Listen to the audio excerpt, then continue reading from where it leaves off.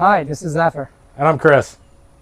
Let's talk about the modifications we have done on our scooters. Man, tons of modifications. Tons of them. All right.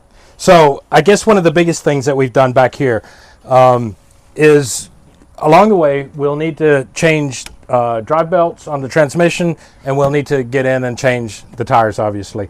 So one of the things that, to do that, there's about 100 screws that are required to remove all this plastic, which was here before. One of the big things that we've done is removed the air breather and the transmission cover. Yes. And this makes it much easier to get in here when we need to change drive belts, open more breathability across the drive belt and in the transmission. We've also added high performance, high flow intake, air intake, and I think that'll make it really much easier when we have to do the maintenance on these.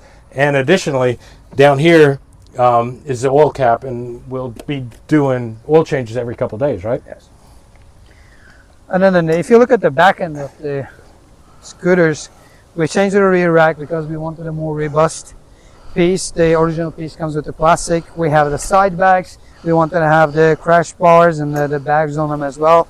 We needed to carry the spare tires, so extension of the rack, we put the tire carrier and the spare tires on this one as well. So we did a shakedown ride in Arkansas, and one of the things that I did is I had this tire back here towards the back of the seat, and it was really inconvenient because these things have a lot of room underneath the seat, and we'll be carrying a lot of tools and equipment here, but once the tire's covering the seat, it's impossible to make it, yes, to open it up.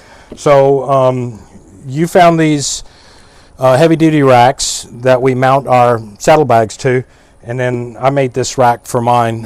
You've got a similar thing that you've used aftermarket piece of kit, right? So yeah, and one of the other things that we've done is really change the cockpit.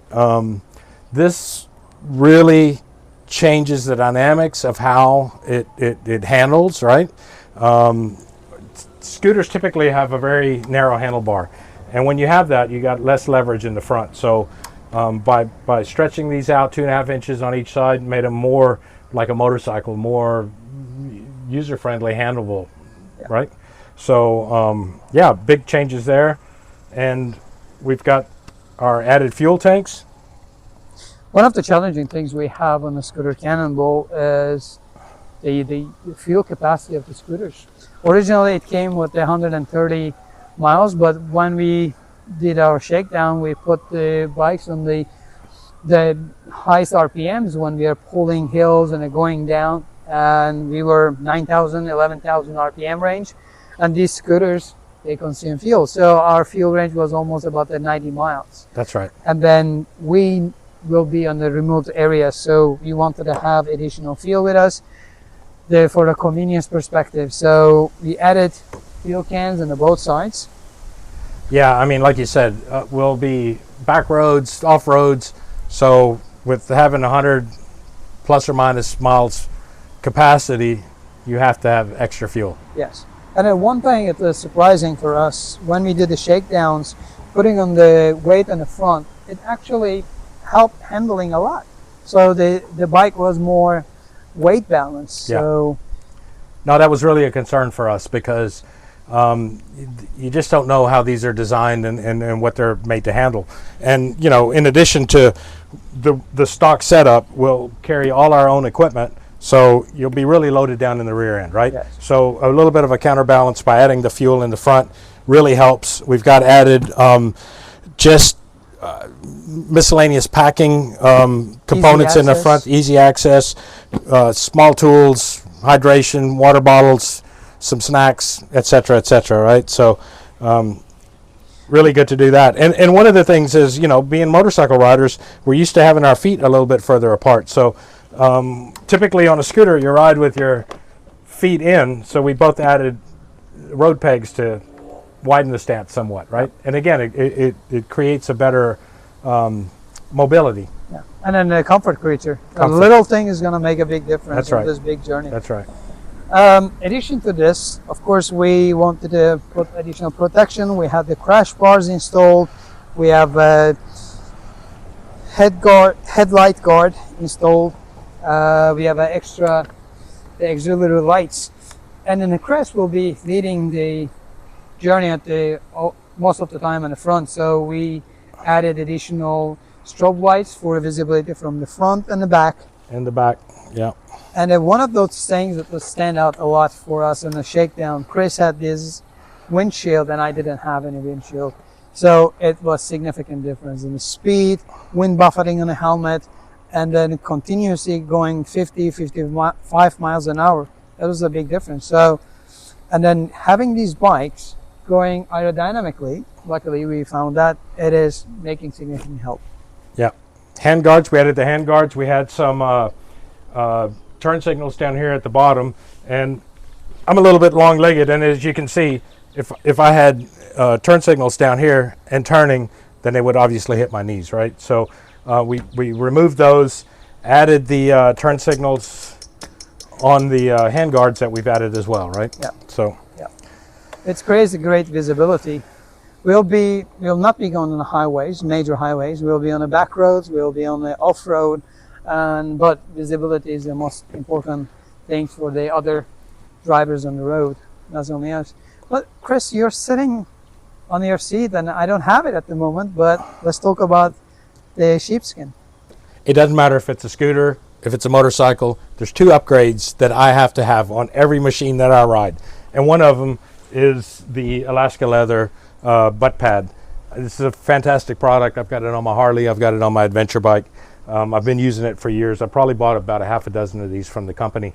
They're great support. They're a women's veteran-owned business in Alaska, and they're fantastic to deal with. And you know, I highly recommend this.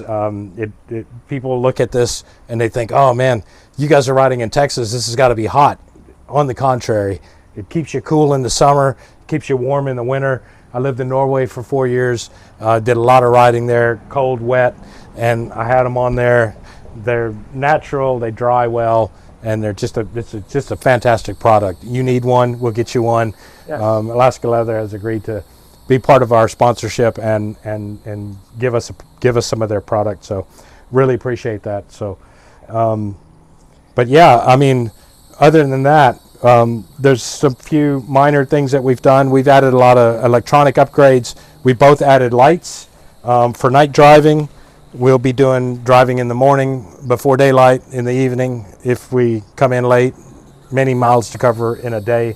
So lots of upgrades in that regard. So if you come this side of the bike, you will see another modifications, and they're the minor one, but we believe it will be making a significant difference. So these bikes are 125cc water-cooled, fuel-injected bikes, but we needed to cool them down. And then with that focus, we added additional air vents, aftermarket plastics on the front in order to pull the air in. And we added additional the air pulling aluminum aftermarket piece for the radiator to cool it down. And these bikes are not designed for this kind of riding. It's typically you're doing just riding in the city and a few miles, right? So we're going to be running these things at 9,000 RPM for 15 hours a day. So with these, they're not traditional motorcycles where the engine in this case is on the rear swing arm. So you need to get fuel air across the engine, and from factory, the OEM, this is a solid cover. So we both opened up. I modified mine myself. You bought this one online aftermarket, and it just gets air across the engine. I think it's an upgrade that will pay off in the end, because we really need to get these things cool, and we're going to be changing oil every couple days. Where normally you drive these things 5,000 miles before changing the oil, but we're going to do this on about 1,000-mile oil change, right? Yeah. So yeah, there'll be a lot of wear tear on the engine because again, it's not designed for this. And there might be a potential metal shavings on the engine itself because they are brand new bikes. That's right. They just had the first engine oil change mileage, and so we are trying to focus on the maintenance and the longevity of the bikes. So we've both done a shakedown ride. We went up to Arkansas so we could pull some hills, and we needed to get miles on these so we could do the initial oil break-in oil change. And we've done that, and mine fared well. I did mine myself. I think you're going to take yours in to do your initial oil change. But it's like you said, you know, when you have a brand new bike, you have to see what the wear and tear is on the internals. And we didn't do any engine modifications on these, so but being brand new, I think we're in good shape. Yeah, and we changed a lot on the back end, right? It was that, again, these motorcycles or scooters have been designed for the city riding. So we had this big plastic on this end, and being an adventure rider, we always like to look at this adventure tire. So I think one of the weight savings, we may say, yeah, we just get rid of that. And but the one thing that most people do is what we call a stage one, right? So it's a exhaust system and air intake. We did the air intake, but we're sticking with stock exhaust. Yeah. Why? We don't want to disturb people around us because it will be loud. Yeah, we just don't really feel it'll make that big of a difference in this case. And also, these are 2024 and 23 model. Yes. Or 25, 20, no. 24, 26. This is a 24 and that's a 23 model. And it's really hard to find aftermarket parts for newer scooters. So that's one of the things we didn't find. But I just think that keep it quiet, keep it low key, I think is the way to go on this in this case. And it's just,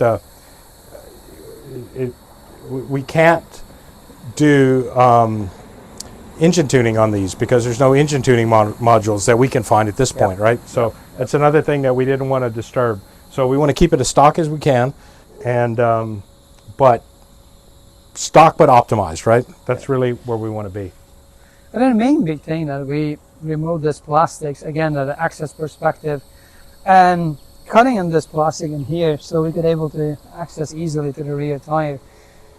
To riding these bikes on the 55 miles an hour non-stop or at 12 hours a day, it is equivalent to you're making almost 150 miles an hour on the Harleys non-stop. So the tires heats up, they wear and tear, and then even though we're trying to share the weight in the front and back and the balance, but we were still carrying a lot of weight on the rear tire. So we wanted to have easy access to the rear and to change the tire. And we have the spare tires. Now you have yours is on your bike, and I didn't put it here, but the halfway mark we are looking to tire change. Yeah. And so the rules of the Cannonball are is that it has to have a traditional step through. You have to comply with 3 of the 5 things for the qualification to ride this in a Scooter Cannonball. And one of the things is a step through frame, engine on the rear swing arm, tires less than 13-inch OD, 300cc or lower. Yes. And I think that's it. I think that's it. If you miss one, sorry, we will add it in the bottom and the little notes. But yeah, we wanted to take that one.